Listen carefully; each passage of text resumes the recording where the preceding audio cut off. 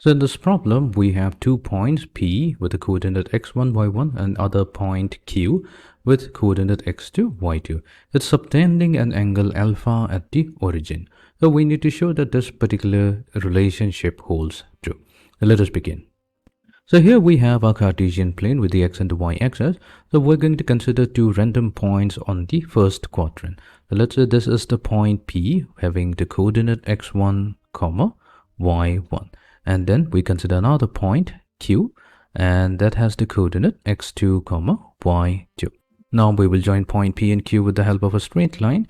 Now this particular line PQ is also subtending an angle alpha at the origin, meaning we have to join point O with point P and point O with point Q, and the angle that is subtended at the center is alpha. Using all this information, we need to prove the following. So let us begin. Now here what we'll do, we'll consider the triangle OPQ. Now here what we'll do, we'll name the side. So we'll start with the side opposite to angle P. So we have OQ. We're going to denote it by the letter A in lowercase. Then we consider the side opposite to alpha, which is PQ. We're going to denote it by the letter B in lowercase, and the remaining side OP by the letter C in lowercase.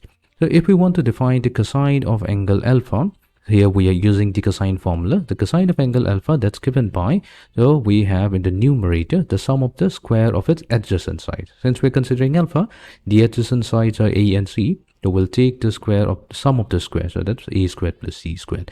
And then from the A squared plus C squared, we have to subtract the square of the opposite side, which is B. So that means we are going to subtract B squared from it.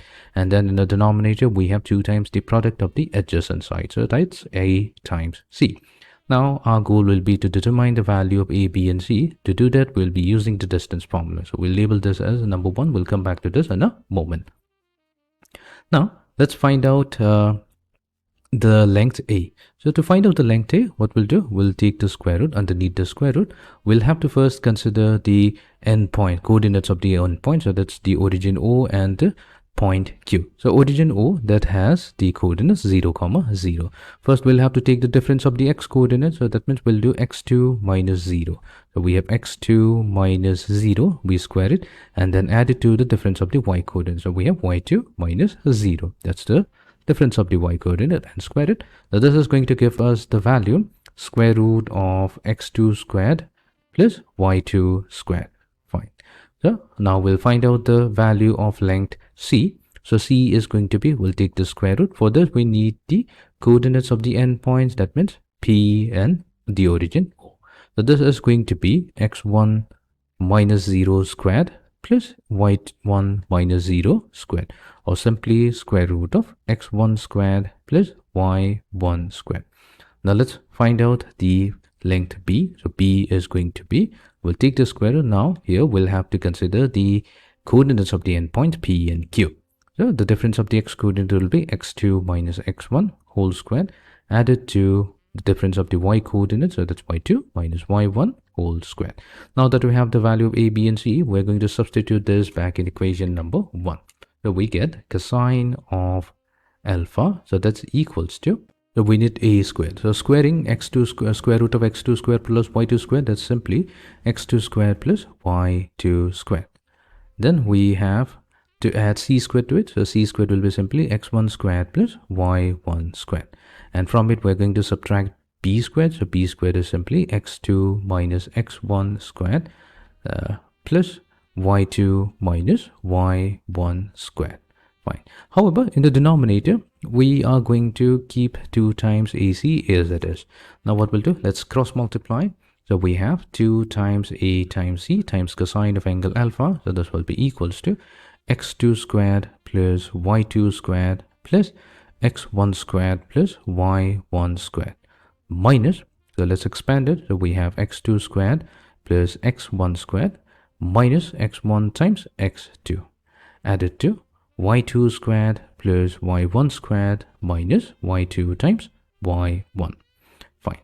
So we get 2 times AC times cosine alpha equals to x2 squared plus y2 squared plus x1 squared plus y1 squared.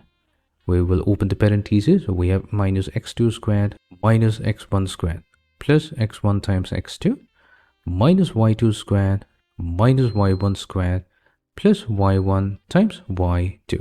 So here x2 squared, y2 squared, or negative y1 squared, positive y1 squared, positive x1 squared, and negative all gets cancelled out, and we are left with 2 times ac times cosine alpha equals to x1 times x2 added to y1 times y2. Now what's the value of a and c? Now instead of using these value a and c, what we'll do, we'll use the original side. So a corresponds to OQ and c corresponds to OP. So we have OQ times OP. So we have 2 times OQ times OP times cosine of angle alpha, that will be equals to x1 times x2 plus y1 times y2, and hence we have successfully showed that the following expression is true. So let's confirm. We have 2 times, so here the 2 is missing, we have 2 times OP times OQ times cosine alpha equals to x1 times x2 plus y1 times y2.